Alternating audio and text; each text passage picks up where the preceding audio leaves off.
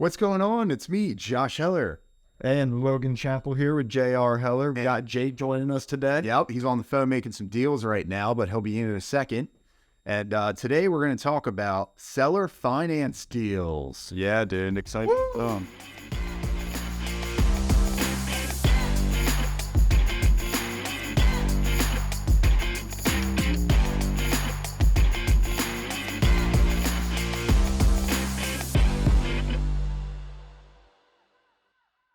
I think we touched on this before a little bit. We've touched on it. I don't think we've done a full video on it. Yeah. Talked about It's one of the strategies we use in our business every day, and something that a lot of investors use on a regular basis. Beautiful, beautiful strategy. Probably the most beautiful strategy in real estate that you can possibly get is a seller finance deal for a multitude of reasons. And I don't think there's anyone who does this better than Pace Morby. Yeah, he's big on the sub 2 deals. Yeah, sub 2, which is basically seller finance, right? It's the same deal, kind of, right? So Subject to the mortgage. correct. And you're just taking over somebody's mortgage payments basically, or seller finance, because technically there's a mortgage on it, but the seller is really the one who's kind of flipping the deal to you. So it's kind of the same thing. There's also a lease option, which is kind of like a seller finance as well. So why don't we get into it? Yeah. Basically, the whole structure behind it is the seller's playing the bank, right? So instead of you having to go and verify your income, your taxes, your credit, all that good stuff, you go directly to the seller. Seller wants to sell property. You as the buyer come in, hey, I'll give you X amount down on the property. This is the purchase price. And then we structure terms that work for both of us. Yeah. Sometimes you can get into the property with no money down. Sometimes you're putting, 5, 10, 20% down. Yeah. It all depends on, making the deal work for both parties. And again, in all sales, it needs to be mutually beneficial. So when I go and I educate any of my realtors and any other investors on this, I'm telling them, the idea behind this is just finding a deal that's going to be mutually beneficial for all parties. Yep. So if they're saying, hey, I don't care if I make any money, I just want out of the deal, you can cover their mortgage, or ideally it's free and clear and you can just make your payments month to month. We got Jake joining us. How we doing? Jake, we are talking about seller finance deals. Fun. Have you ever done any seller finance deals, Jake? I have coordinated a couple, but I've never done any myself. Okay. Yeah. I know you've done a few. You've actually gotten some really good ones too. Yeah, I've done a few seller finance deals, and I love them. And I've also missed a few that I wish I would have got that fell apart because of one reason or another. But I did a seller finance deal where it actually was a listing of mine that we were trying to sell, and couldn't get the number that the dude wanted for it. And he had somebody in his family had medical issues, and he was trying to leave real quick and get to leave. Yeah. So I approached him after it had sat for like 5 or 6 months and we weren't getting any bites on it. And I was like, you know what? I know you're in a tough position. I think that there's a play here where I could potentially buy the property from you and make the monthly payments that the mortgage is on now, take it over, manage it, and basically you sell it to me subject to your current mortgage in place, right?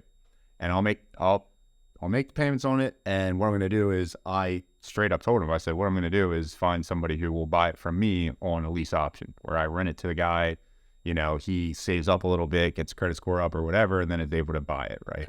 And then we'll cash, it'll cash out. And so I was actually able to structure that deal so that I paid the monthly on it was a PNC loan. Okay. I paid the monthly on it, and that's it. Oh, wow. Yeah, no money out of pocket, put nothing down on it. And then I was able to find somebody who was willing to deed me their property that they had now on for a deposit on the lease option. Oh. Yeah. So I literally got a property out of it on the lease option. I got into a house for no money down. I sold that property, got like $15K out of that as a deposit, and then structured it so that the lease payments were about $250 more than what the mortgage payment was. So I was passively making $250. Yeah. And then there's a balloon at the end that, obviously. You got to pay off. Yeah, sure. So if you can find deals and if you can structure deals like this, it is beautiful because it is going to be your strategy that requires the least amount of money out of pocket. you're going to leverage so much more. And then there's so many different ways of making a big chunk of money right away by finding that person who's going to put a deposit down to buy it from you, just to lease option it from you. And then also passively every month, the income. The other nice structure of it is if you're doing it on a lease option front where you're going to seller finance a deal, then find somebody to lease option it from you, they aren't tenants. They have to take care of the property. They're responsible for all the repairs because they're actually in a sales agreement with you, basically. Gotcha. So it has a lot of advantages, not only from monetary, but from maintenance aspects. On both sides too, right? Like, so on what we use on our sales side of things, when we approach sellers that are looking to get out of the property, we can offer more money on a TERS deal or a creative finance or a seller finance, whatever you want to call it. Correct. We can offer more money because we have an elongated period of time to get that amount to them versus a one-time cash out, you know, whether we list a property or whether we're buying it directly from them. It could be a very beneficial strategy for sellers that don't necessarily need all of the cash right away. Yeah. Because they can actually get some passive income from it too. Sure. They can get, you know, a chunk down and they can make money, right? So, And not everyone likes getting 100. I mean, yes, that sounds bad, but yes, everyone loves getting 150 grand. But some people, you know, spend it as a tax advantage. and there's tax advantages. Spend it as they come in. You know, I know if I'm sitting with a huge chunk of money, it's like, oh well, I like this and I want to go buy this. It's a good way to kind of spread it out and almost. It's almost like up for success. Yeah, it's almost like making the seller an investor. Yeah, because they can earn some passive cash flow from their property as well, and you're just basically leveraging the middle. And they're making interest on that money. Exactly. Yeah. Oftentimes they are investors too. A lot of people who are open to those. Yes, are investors. Are investors. They're already investors. They want out of the business and they're like, take it over for me and just pay me a monthly, and you know they're happy with it. There's a property in Lidditz right now that I'm going to see Friday that is 1.3, something like that. Yeah. And it's a beautiful property. Was it the one with the double decks and the pool in the back that's been on the market for like 8 months? Yeah. Dude, I wanted to go see seller. How come? It's a seller finance deal. It's a seller finance deal. He's willing to take 100 grand down. He wanted a 3-year balloon, but he'll do a 5-year balloon. Yeah. And a prime mortgage rate on a 30 year.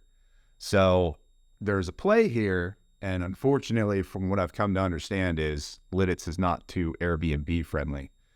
But there's a play here to possibly try and get zoning for it by going to the council and getting it approved. And there's also a potential play in finding a ball and drug dealer who has a bunch of cash that needs to get rid of that wants to rent to own something like that, right? Yeah. So lease option again. The problem is, it's like realistically, it's probably about 300 grand overpriced. Oh, 100% overpriced. One, and so here's the kicker to that, right? You got to find the person, and they are out there, believe it or not. I actually had one when I was first starting real estate. I had a listing in Bank Creek. Okay, and it was like 1.6, and it was overpriced, but it had to be because they were actually upside down on the mortgage, and they weren't making payments. They didn't tell me any of this. I was a newer agent, so I couldn't I didn't know how to look it up and do judgments and shit. Yeah.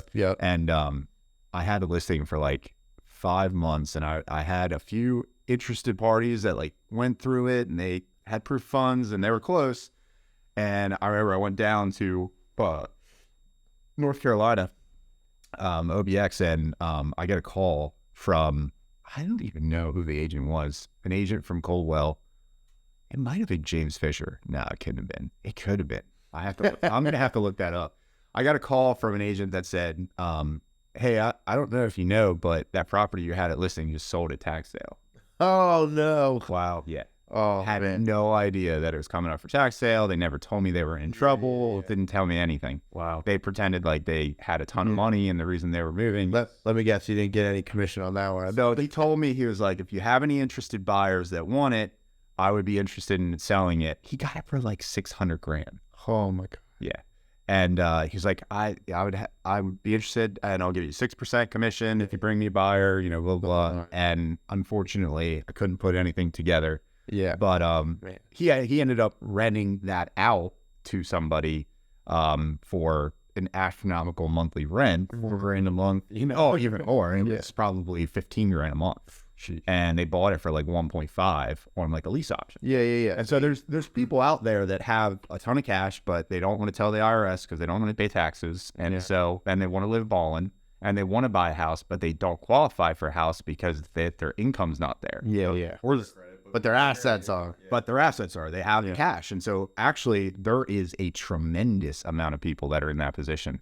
And so you can leverage that in a property like the one in Lidditz. Yeah. Basically take over the property, right? You got to put $100,000 out. Yeah. It's going to be $8,000 a month on a mortgage. But there's people out there that'll pay you $150,000 down and will pay you $12,000 a month. Yeah. Right? So with an option. Exactly. So I might even put together an offer that's contingent on me finding somebody first that'll seller finance it. Gotcha. And dude's a real estate investor, so he knows exactly what all this is. So I'm just going to be transparent and say, hey, I think I could put this together. I can pay you what you want. I'll give you the terms you want, but you got to let me try and do my due diligence first and find somebody that's willing to lease option it. And realistically, he has nothing to lose because it's already sitting on the market. So it has to have been up for over a year. It has. Because I remember a year and a half ago, I saw it. I told my wife, I was like, if this thing was like priced properly, like I would seriously go look at it. But it's too much. Well, and from what I understand is the dude is a real estate investor and he doesn't need the money. No. But is it his house or did he? Yeah. It's his house. He lived in it. It was his principal and then they moved. And so it's a sweet house. It's a cool house. It's a cool house. It's nice looking too. Yeah, it's top of the line. It really is. They did some upgrades to it. I think the stove alone is like $15,000, $20,000 stuff. 100%. It's a nice property. Yeah. Overlooks everything. So we'll go look at that on Friday. See if we can make something work there. That would be cool. But yeah, that's a perfect example of a seller finance deal. Yep, absolutely. And I think you're gonna see more of those, especially in those bigger house range, because in my experience, I mean, you're not getting anything over 3,000 square feet under 800,000 or 900,000, and it needs completely redone. Yep. And also, I mean, with commercial assets or larger residential, I mean, that's a big play there too, because again, these guys are investors. They know the game and they are trying to sell for a reason. They just want out. So as long as they're getting their monthly payment, they don't really care. Exactly. They just don't want to play landlord. Well, and a lot of times people want the cash out, but they don't necessarily need it all out right away, right? Yeah. They're doing a business venture or they're doing another project. And it's more about minimizing those monthly costs. I mean, you have a big 3,000 square foot house. It's like, all right, well, electric's going to be $300 to $500. Gas is going to be $400 to $600. Taxes are in a year. Yeah. So, I mean, alone, costs money to own a house. Yeah, absolutely. Yeah, it's kind of like a hidden thing people forget to tell people. It's like, if you're holding houses, it costs money. There are costs to it, and 100%. I feel like a lot of people get misled on a lot of internet content where it's like, buy a house, it costs you no money, and it's great. It's like, it's not like Monopoly where you get the space and then you don't owe anything every month. Yeah, it's just when people land on it, you get paid, but there's no mortgage. Yeah, exactly. Right? The government's not a real thing. Yeah, that doesn't happen. There's holding costs for sure. The Monopoly man just shows up and takes your house from you and kicks your family out. Yeah, seriously. So have you, Logan, ever structured any seller finance deal? I know I haven't, but I have a listing coming up right now. And I mean, I shouldn't say I haven't. I've worked with you on a few, just trying to, on the wholesale side, like off-market deals, trying to put it together for other investors, but nothing that we've actually jumped on ourselves. And we've tried. We've set out, LOIs to folks trying to sell a finance, but it just, the terms didn't meet. Typically, it was lack of information. They, wouldn't let us know that, hey, we actually have a $1,100 mortgage a month. And it's like, well, we were only offering you $700 because we can only rent it for $1,100. I always go back to the one property in Lancaster. Beautiful, beautiful freaking neighborhood. Like suburbia, Lancaster outside, and couple was upside down on their mortgage like 2 months. That's it, like 2 months. And I think their mortgage payment was like $1,200 a month. They had like a 3%, 3.5%, quarter age. And gave him the whole spiel and was like, really would like to purchase it, but I think, me going out and getting a new loan to buy this, I'm going to have a higher interest rate, higher payment. Would you be willing to have, like, I'll buy it from you with the current mortgage in place, right? I'll pay the mortgage that you owe, the back $2,400 or whatever it was, and I'll take it over. I'm going to stick a tenant in it, and it'll be mine. And they were like, yeah, absolutely. That's fine. Yeah. And they wanted like 250 grand purchase price. The property was worth like 380. Oh, Easy. Like they just know why. Yeah, they just want it out. And so, and they were completely fine with, I think I made it so that their monthly, they were going to get like $200 a month pass it. I remember. Yeah, dude. And, it was all done. Like paperwork was there. I think actually one of them signed off on it. The other one didn't yet. I think it was the husband signed off. The wife freaking called the bank. They called the mortgage company and said, hey, this is what we're looking to do. Is this fine? Of course, the mortgage company was like, no, if you do that, we're going to do an alienate or a sub clause and make you pay the full amount. Yeah. And I was like, why'd you call the mortgage company? Literally all we had to do, I was just going to make the payments. And it was going to keep going. Yeah. 100%. And so the mortgage person on the other phone talked her out of it. Yeah. And the deal fell apart. They didn't do it. Yeah, that's sickening. I remember that. It was sickening. And then there was like the house. Right? I'm sure they did. Yeah. Probably, yeah. Yeah. But yeah, no, I have a listing coming up that's going to be, we're allowing seller finance on it. Now, unfortunately, the seller bought a bad deal. He knows he bought a bad deal, and it's going to be a little difficult to end up getting what he's looking for. Yeah. But, I mean, he's going to offer, basically, you can put little to no money down up front, take over the property, fix it, finish the project, finish fixing it up, flip it, collect your earnings, and then give him the payment back. That's great. And, it could really work out for the right investor. I don't know if we're going to be able to get exactly what he's looking for. Maybe, a little bit off of that, it might be worthwhile for somebody. Yeah. Because the work is almost done. I mean, he always has the property finished. He's just, out of cash. Yeah. Yeah. Well, and that's, if you structure stuff like that, it can be a win-win for both parties because, some people have different assets than you do, or they have a different expertise than you do. So like somebody like in that position, somebody who's like a handyman, he's a contractor by trade and wants to buy a house. Doesn't need as much room. 100%. So like he could probably squeeze 20-30 out of it. Correct. Yeah. As long as he can get the work done in the next 3 to 4 weeks. Like I'm Just the one up in the middle of nowhere. Yeah. Yeah. So yeah, I mean, it's a beautiful thing when you can structure them for sure.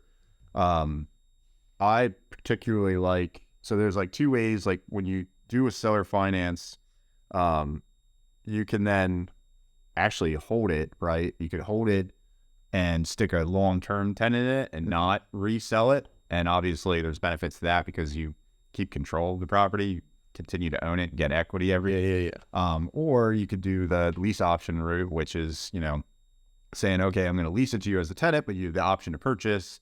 And then, you don't have the maintenance aspect of it and all that good stuff.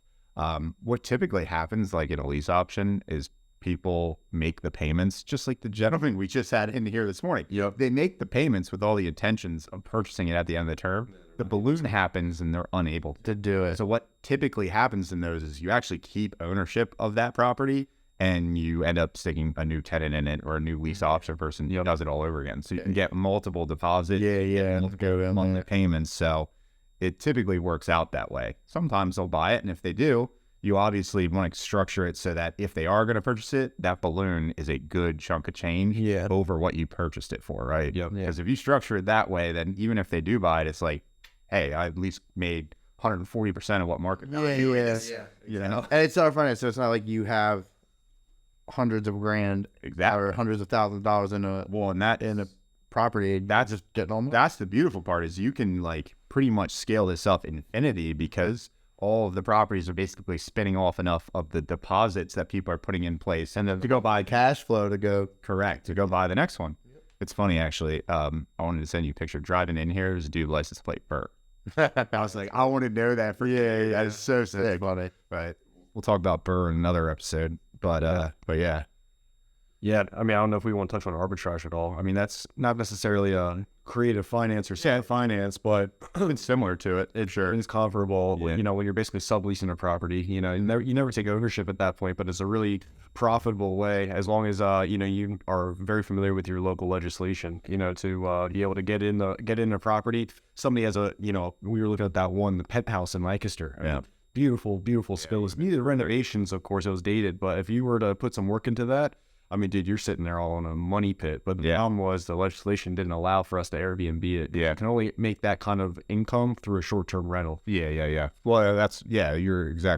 arbitraging, right? So you're You're just taking control again of a piece of property and then putting it on a different channel that makes more money. Yep. And so you're able to pay, the rent there plus make cash, right? So, yeah, there's so many different leverage strategies basically in real estate to own a property, take control of a property, make money on it.